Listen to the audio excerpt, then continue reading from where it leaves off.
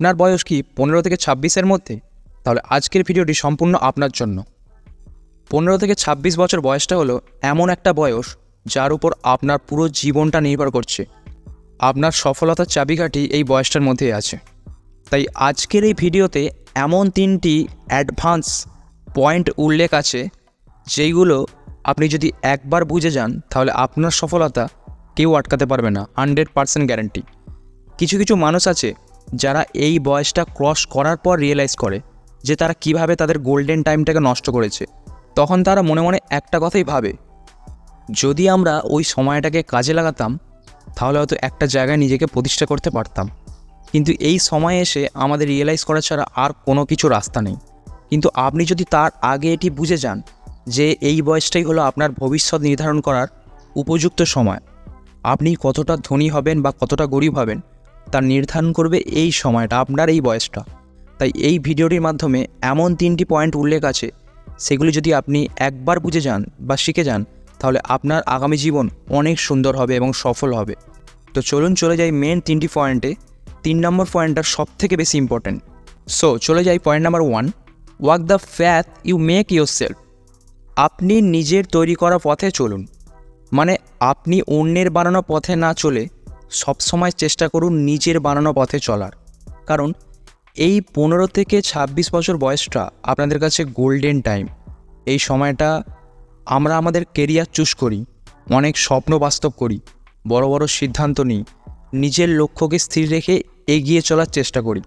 কিন্তু আপনার এই জার্নিতে আপনি এমন হাজার হাজার লোক পেয়ে যাবেন যারা আপনাকে নানা ধরনের উপদেশ দেবে, এমনকি তারা আপনাকে তাদের পছন্দ অনুযায়ী কেরিয়ার চুজ করে দেবে। মোট কথা তাদের সিদ্ধান্ত আপনার উপর চাপিয়ে দেবে। কিন্তু আলটিমেটলি এর মধ্যে মাত্র 2 থেকে 3 জন মানুষ আপনাকে শেষ পর্যন্ত সঙ্গ দেবে। হ্যাঁ, ঠিকই শুনেছেন। কিন্তু আমি এটা বলছি না যে তারা ভুল উপদেশ দিচ্ছে, আপনি তাদেরকে ইগনোর করুন, এটা কিন্তু নয়।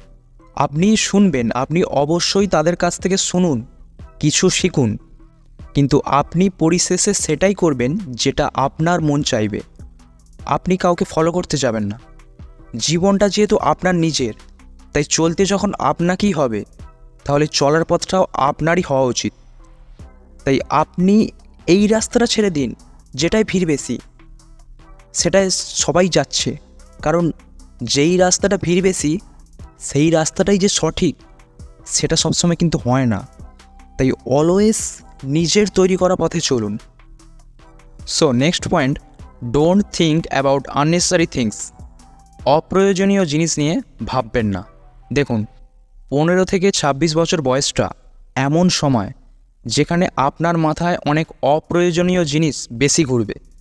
আর এই বয়সে মস্তিষ্কের অনেক উল্টোপাল্টা জিনিসগুলোতে আপনি বেশি আসক্ত হয়ে পড়বেন। যেমন ধরুন, love, social media, breakup, smartphone, swipe, relationship, আর এই রকম আরও অনেক জিনিস আমাদেরকে পুরোপুরিভাবে জড়িয়ে দেয়। আর এই ফালতু জিনিসগুলো ভেবে আপনি কিন্তু কিছুই পাবেন না, বরং এইগুলি ভেবে আপনি নিজেরই ক্ষতি করছেন।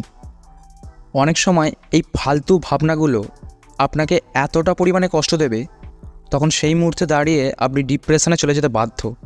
ধরুন, আপনি আপনার রিলেশনশিপ নিয়ে প্রচুর ভাবছেন, হঠাৎ আপনার ব্রেকআপ হয়ে গেল, আপনি পুরোপুরি ডিপ্রেশনে চলে গেলেন। কেউ আপনাকে এমন কিছু কথা বলল, সেটা শুনে আপনি খুব কষ্ট পেলেন।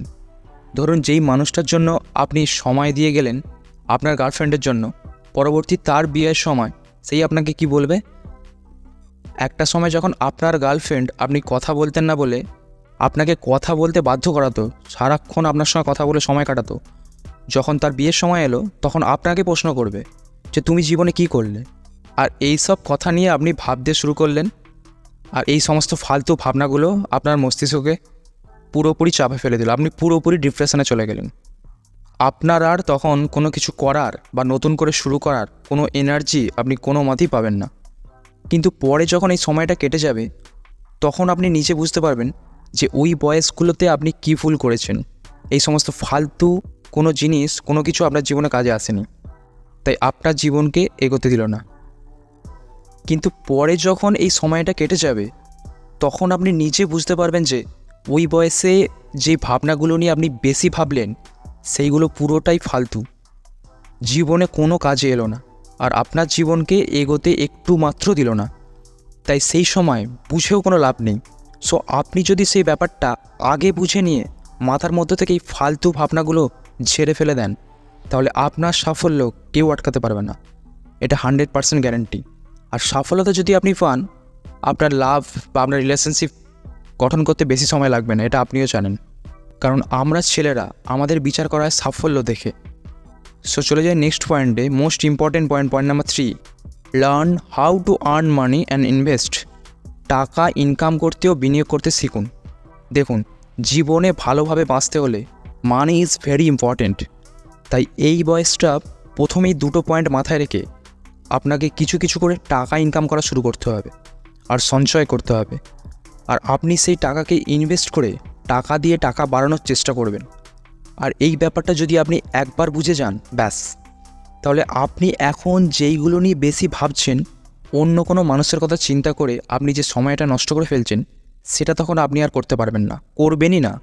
কারণ আপনি তখন বুঝে যাবেন সফল আমাকে হতেই হবে, টাকা ইনকাম আমাকে করতেই হবে, আমার ইনভেস্টমেন্ট ও পরিশ্রমের মাধ্যমে টাকাকে বাড়াতে হবে।